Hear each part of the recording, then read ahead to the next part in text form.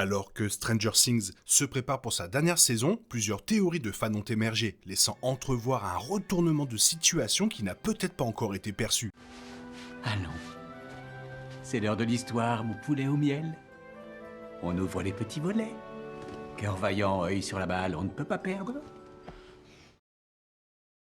Naturellement, avec la disparition de Vecna au dernier moment et le ciel rougeoyant à Hawkins, il semble que le combat ne soit pas terminé. Toutefois, chaque saison de Stranger Things étant une campagne Donjons et Dragons élaborée et nouvelle, beaucoup pensent que la série n'adoptera pas une approche conventionnelle pour reprendre le même méchant. Cela dit, la question brûlante a toujours été comment tout a commencé. Tout a commencé avec la disparition mystérieuse de Will Byers. Et si la série a peut-être mis son arc narratif de côté au fil du temps, une théorie de fans profondément troublante suggère que le méchant ultime de la dernière saison pourrait être un proche du gang. Il est possible que la série ait discrètement préparé une révélation hallucinante sur la véritable nature de Will depuis le début.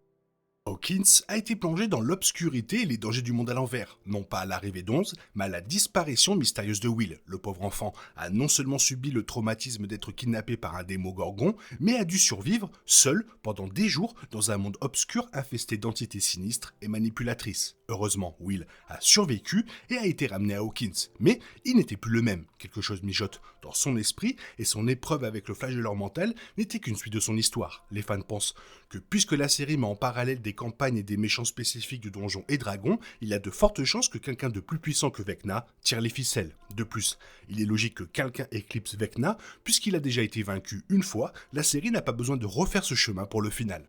Inutile de dire que Stranger Things doit s'attaquer aux problèmes récurrents de la saison 5. Will Byers, 11, a peut-être été la force motrice de la série et l'arme ultime du gang, mais c'est toujours Will qui a entretenu un lien bien plus profond et unique avec le monde à l'envers. Il était littéralement lié au flagelleur mental dans les saisons précédentes. Qui peut dire que sa conscience a vraiment retrouvé la raison ? Will n'est pas comme le reste du groupe, il a toujours été décrit comme plus sensible et émotionnellement à l'écoute. Si ses amis ont pris l'avantage lors de combats physiques et d'affrontements surnaturels, Will s'est souvent senti mis à l'écart, ce qui le rend plus passif en comparaison. Mais ce sont précisément ces sentiments d'isolement et d'insécurité qui font de lui une cible de choix. Des vulnérabilités émotionnelles que des entités comme Vecna ou le flagelleur mental pourraient facilement manipuler ou exploiter. Will montre des signes de dépression, notamment dans sa relation avec Mike et le sentiment imminent d'être mis à l'écart. Il se sent seul, incompris et déconnecté, un peu comme Henry, ce qui l'isole. Ce bouleversement émotionnel, combiné à son besoin de se défouler, pourrait entraîner une rupture en lui, ouvrant la voie aux forces du monde à l'envers. Il pourrait bien être le point d'entrée de quelque chose de bien plus sinistre. En sommeil dans le monde parallèle, un boss final dont l'arrivée était peut-être déjà annoncée. Après tout ce qu'il a enduré, Will Byers n'a jamais pu tourner la page, ce qui laisse penser qu'il a encore des choses à régler avec le monde à l'envers. Toutefois, les fans sont convaincus que cette fois, il ne sera pas une version victimisée de lui-même, il deviendra plutôt une sorte de phare par laquelle le véritable mal agira. Will ne peut pas être un méchant au sens traditionnel du terme, il pourrait plutôt servir d'antagoniste secondaire convaincant, ayant besoin d'un exutoire pour toutes les émotions négatives qu'il habite. Une théorie populaire parmi les fans avance que la série avait pour objectif d'amener Will au point de non-retour dès le début. Il est sous-entendu que sa conscience serait coincée dans le repère mental de Vecna, et que la volonté que tout le monde voit maintenant, c'est qu'une version endormie de la partie de son esprit contrôlée par Vecna. À la fin de la saison 4, les fans voient les poils de Will se dresser sur sa nuque, en référence à la réaction de son corps dans la saison 2 à chaque fois que le flagelleur mental était à proximité. Cela indique clairement que Will reste étrangement lié au monde à l'envers, suggérant qu'il sera soit la clé de la fin, soit le vecteur d'un chaos accru. Étonnamment, cet argument est pertinent, surtout après un passage particulier de la bande-annonce de la saison 5 de Stranger Things où Will crie désespérément de courir. On ignore s'il prévient ses amis ou s'il se force à fuir quoi qu'il arrive. Il est évident qu'il jouera un rôle crucial dans la bataille finale.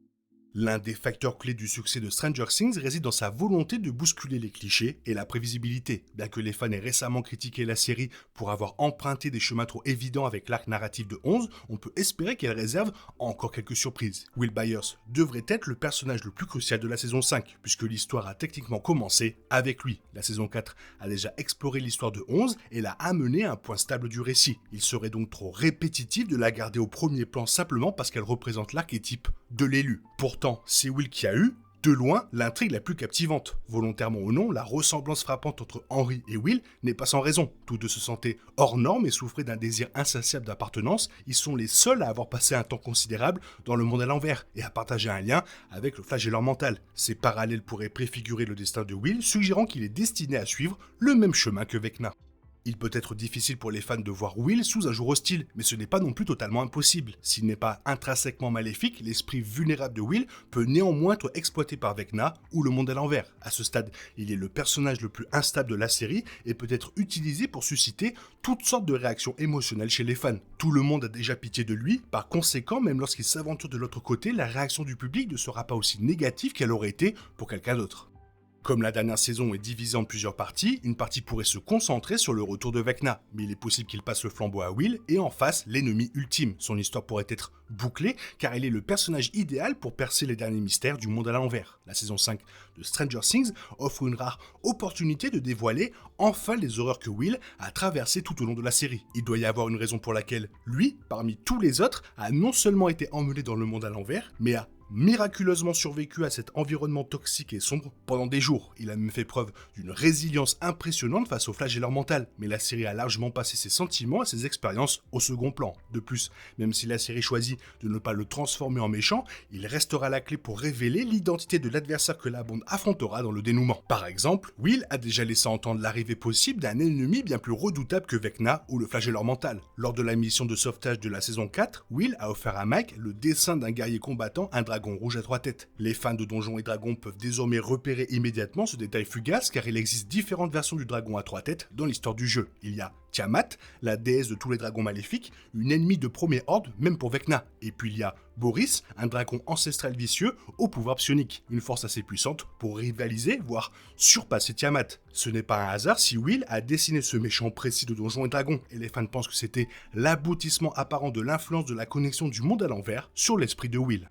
Même si Stranger Things ne le présente pas directement comme un méchant, il pourrait tout de même être utilisé comme réceptacle par Vecna ou comme médium pour faire peser la menace ultime sur le monde réel. Finalement, après 4 saisons, il est temps pour Will Byers de raconter son histoire et de devenir le personnage central qu'il a toujours été censé être. Il mérite une conclusion et une chance de sentir qu'il appartient véritablement à son groupe d'amis ou qu'il est accepté par lui, quelles qu'en soient les conséquences.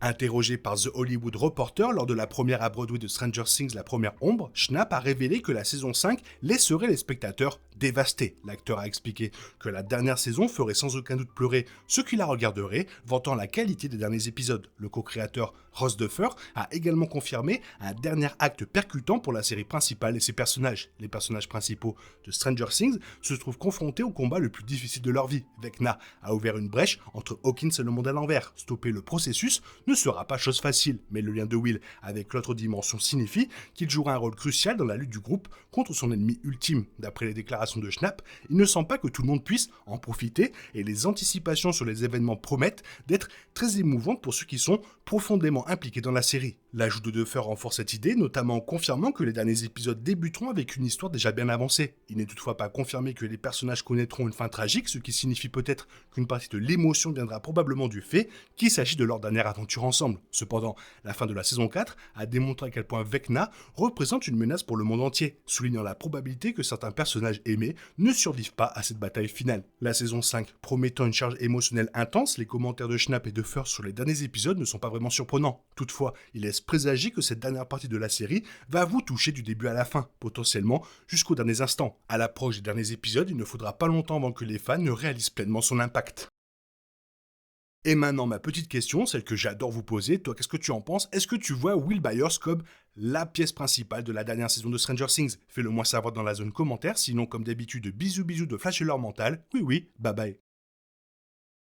Il est impossible de compter sur les autres de nos jours, on est obligé de tout faire soi-même.